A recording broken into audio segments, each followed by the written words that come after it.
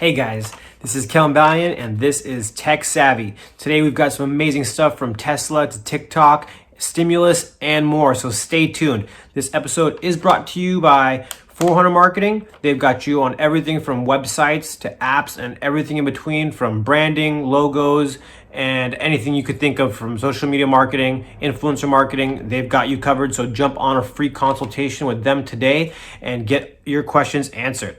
All right, guys. Well, hey, we got a lot of stuff to cover today, and I just want to say happy holidays. This is the last episode of the year, so we're saying bye to 2020 and we're saying hello to 2021, guys. We made it, guys. We made it. So this has been an amazingly challenging year, I'm sure, for everybody, and I think we're all happy to just see 2021 coming in, and it's going to be hopefully a much better year, guys. But some of this news here is actually gonna go and play into that, so let's just dive right in, guys. So first, we're gonna just do a couple little updates on some stories that we have been following for the past few weeks here. The first one is the Treasury Hack. All right, guys, so if you've been watching the last couple episodes, this hack has been something we've been talking about, and it's still developing as the weeks have going on. So basically, some new statements have come out that the scale of this hack is definitely global, and that because of the the software that was hacked, it touches so many different parts of the businesses that use them. This could be very devastating for many of the organizations that were using this software called Orion. So the maker of this software was actually called SolarWinds. We talked about them before, and they're the creator of Orion, and they work with thousands of organizations worldwide. And this is including many of the Fortune 500 companies, as well as many government agencies, not only here in the US, but also in Canada, Europe, Asia, and the Middle East, guys. So again, this is something that has impacted the world. Right now, again, before they were pointing towards Russia, but Russia has actually come out and made a statement that they have had nothing to do with this hack at all. So as far as a culprit, we still don't have anything on that.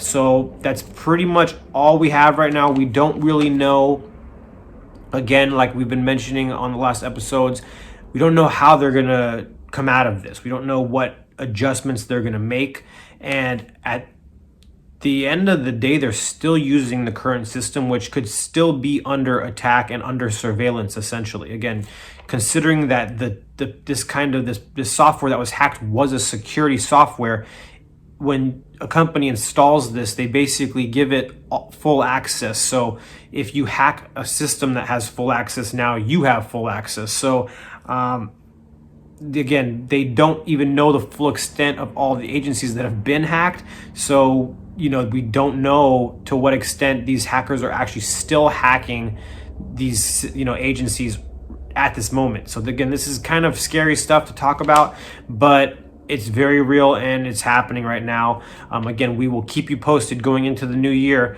on any updates on that story. The next one here, and again, something that we've talked about in a previous episode, is a Tesla update. So basically, guys, in the previous episode, I think maybe it was like 4 or 5 episodes back, we talked about the update getting some new games to the car. And if you've never driven a Tesla, they actually do have games that you could play on the screen while you are parked. So they actually added 3 new games. Those games are Battle of the Polytopia, Cat Quest, and Solitaire.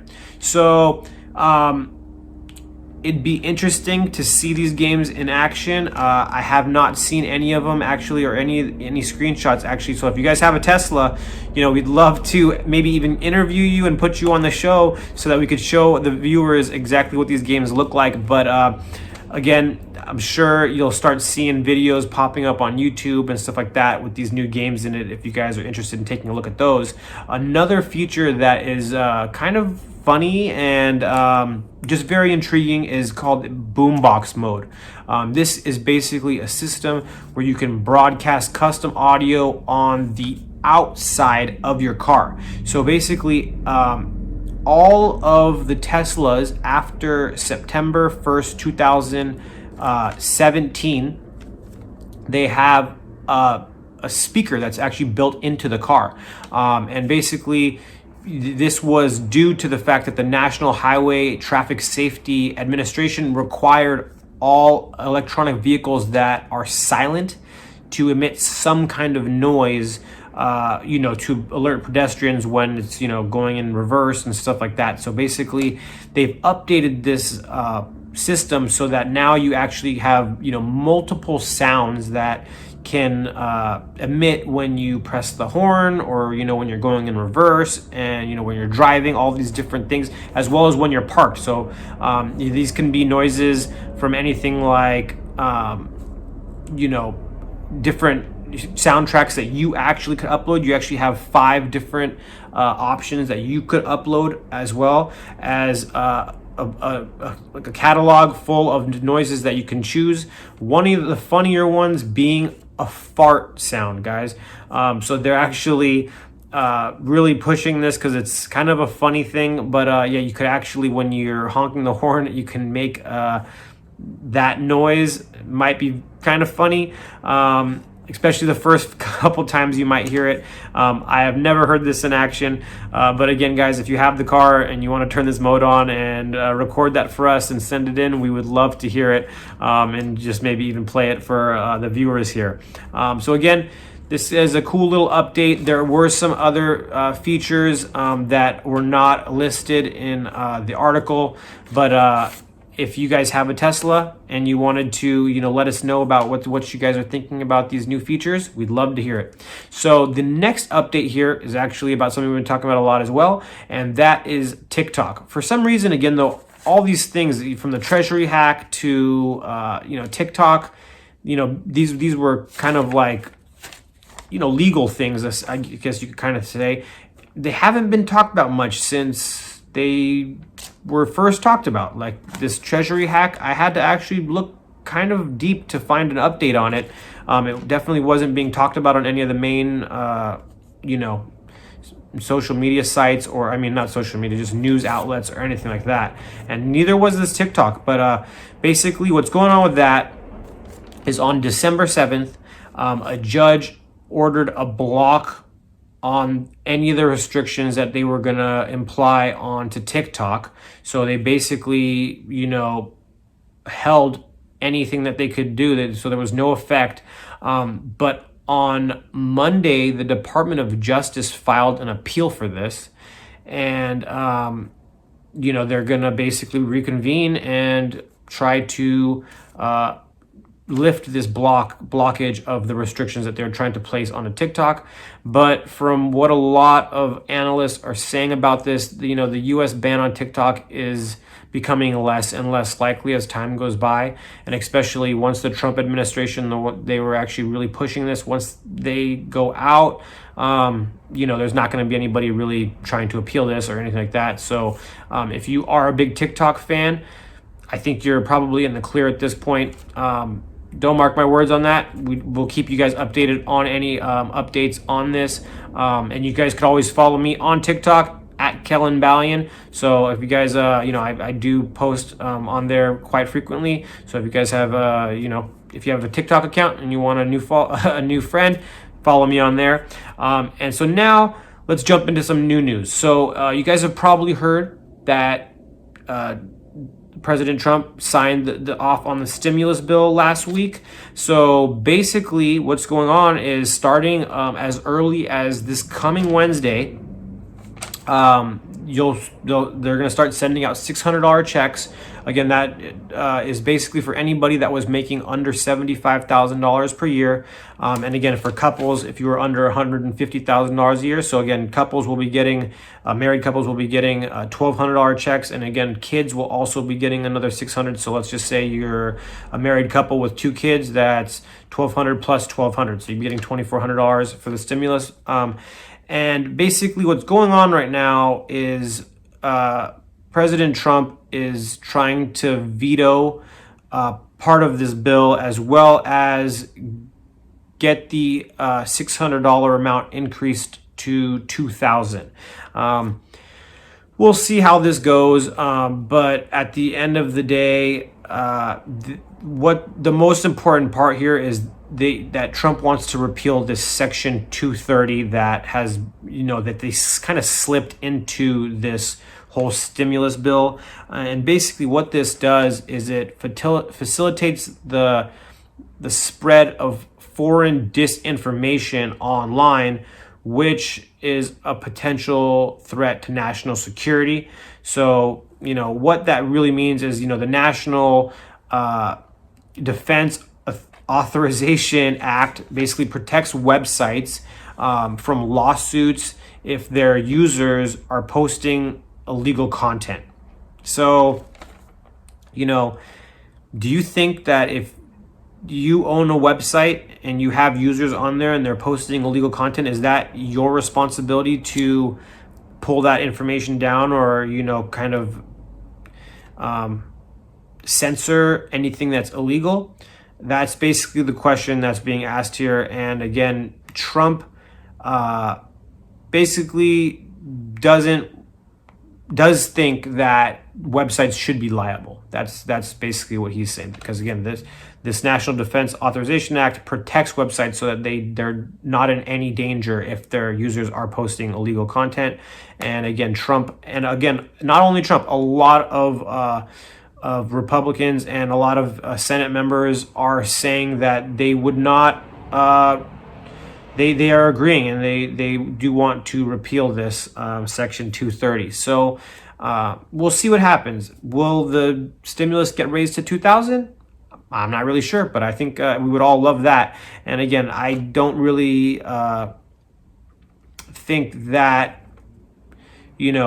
websites should just have a free, open game at, and their users can just post whatever they want, especially if it's illegal. If it's illegal, I think that, definitely websites should be in charge of censoring that information. Again, we have our freedom of speech though, and if it's legal, I think that, that should be left on there. But illegal stuff, I think we all could agree that that stuff should be taken down. And again, if somebody's posting something illegal on Facebook should probably be liable for that. As I'm just saying Facebook as an example. But again, I think that if you have a website, a blog, whatever it is, and people are posting illegal things, that should be on the website's responsibility to clear that up. What do you guys think, though? We'd love to hear your comments in the down below in the comments section. So our next story here, if you guys haven't heard about what Bitcoin has been doing in this last couple weeks, that's what you're here for. So basically, we're going to be talking about Bitcoin and a couple other things that have been going on in this cryptocurrency space right now. This is probably as techie as it gets here, guys. And, cryptocurrency is really on the cusp of just the newest technology that not only is made for public use, but also for wholesale and business use. So basically, if you haven't been following Bitcoin at all, maybe you knew that a few years ago it hit some number like 20,000. Well, just today, and again, today is the 30th of December, Bitcoin hit 29,321. So guys, this is unheard of number. This is insane. It's beaten every single price prediction that people could have thought by the end of 2020. So a lot of people are very excited on where this could go. And really, it's probably going to hit 30,000 maybe by the end of this year, or in the first year, or the first week of January. So it'll be very interesting to see. And also, while this is all going on, Bitcoin hitting record highs. If you might have heard that the SEC just sued the third largest cryptocurrency on the market, and that is XRP. Their parent company is called Ripple, and basically the SEC is suing them for selling a security. So if you guys know much about cryptocurrencies, these are altcoins, and basically a security is stock. So I think it's very, very different. There have been some cryptocurrencies that have been labeled securities, and that's what they're trying to do here with XRP. But I guess we'll see what happens. But at just some stats that have happened, prices have dropped drastically for XRP. In only the last month, the price has gone down 70% in just the last month. And some news that's just actually come out in the last couple of days is that Coinbase and Crypto.com will actually be halting the sale of XRP on their exchanges till their further decisions have been made about XRP, because they don't want to be if XRP is labeled security, they don't want to be selling a security illegally on their platform. And right now, the current price of XRP is at 22 cents as of making this video right now. So I don't know, guys. If you guys have been following, cryptocurrency or Ripple in particular, do you think this could be the end for Ripple? Where is this going to go next? Do you think the SEC has a case against them? We'd love to hear your comments on these things, because a lot of people have been losing a lot of money. Literally only a month and a half ago, this coin was at around 90 cents. And now we're talking about the 20-cent range. So again, this is, almost three, it's fallen a lot, guys. And a lot of people are running as fast as they can away from XRP. And a lot of people are just, actually thinking that the SEC is going to win this lawsuit. And the future of Ripple is very, very, shaky, you could say, at the moment. But again, we will be keeping you up to date on this as well, since this is an ongoing lawsuit with the SEC. And, we'll keep you posted on what Bitcoin is doing, especially considering that it's at record highs right now. So we'll keep you posted on those things as well. And our last and definitely not least story of the day is human-free deliveries, guys.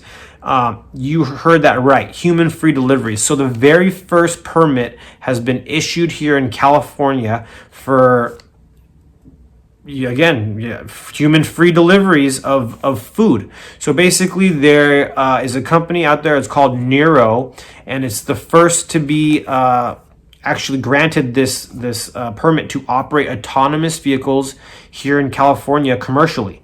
So it's actually founded by two ex-Google engineers that started this company, and there are some very specific rules. So don't expect to be seeing these things flying around on the freeways or anything so soon. Right now, they are actually only going to be allowed in the Santa Clara area, as well as San Mateo, and basically that's going to cover most of Silicon Valley. So if you're up north in that area, you might be seeing these pretty soon. They are also only allowed on surface streets that have 35-mile-an-hour speed limits, and their cars are actually going to be limited at 25 miles per hour. So again, you're not going to be getting the fastest delivery here, but again, depending on how close the car is to you and how close the dispatch unit is, it could be pretty quickly here. And also, one of the other rules that was given by the DMV up there was that these vehicles could only operate during fair weather conditions. So don't expect one of these robots pulling up in the rain or anything like that, because it's probably not there yet. But again, this is a very, very new concept, so I'm sure in the next year or two these rules could change. And again, the demographics and geographics might change as well, so you might be seeing these things all over the place. The only other state that's ever issued a permit like this is Arizona, and coincidentally it was to a Google company that is doing something a little bit differently. Again, these guys are doing autonomous deliveries, and they are going to be partnered with one of the food delivery companies. They haven't announced yet who that is yet, but the other company that is Google owned, they're doing more of like a Uber, but with autonomous vehicles. So you actually could rent, call for a ride, and an autonomous vehicle comes to pick you up. Again, these are both in their infant stages, but they are testing these out in real world scenarios, getting data and seeing how that goes. So again, guys, would you order human free delivery, or do you still like that human touch?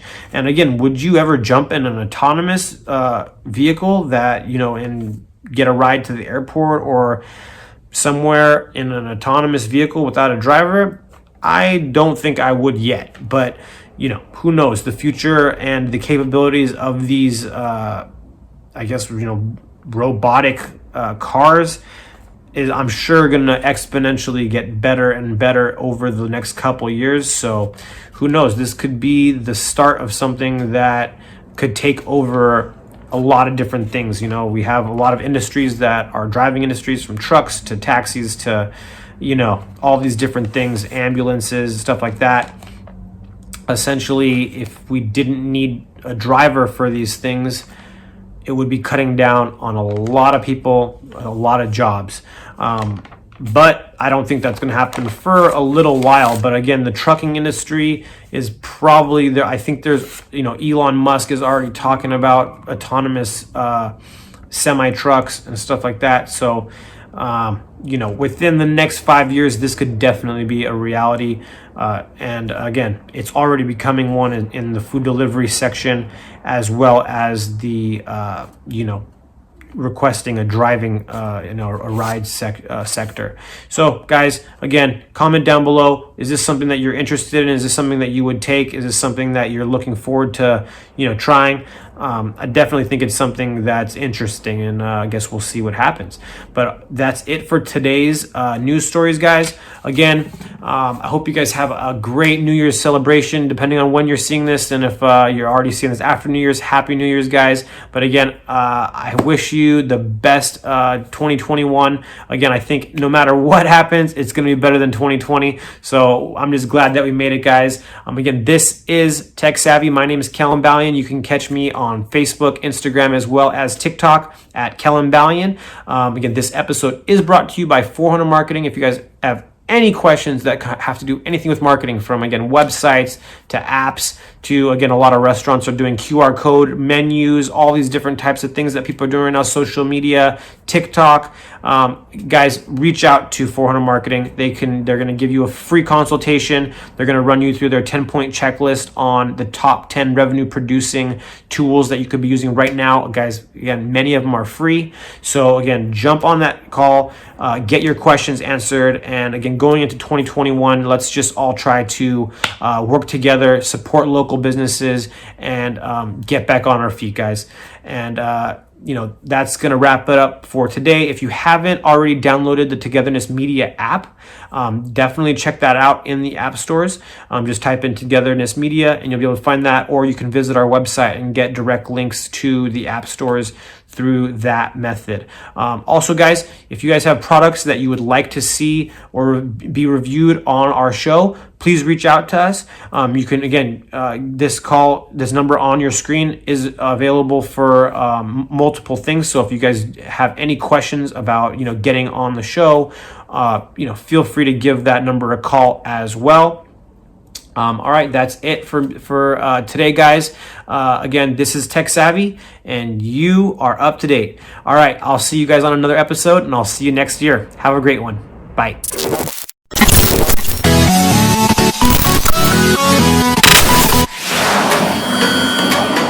Togetherness Media. Togethernessmedia.com.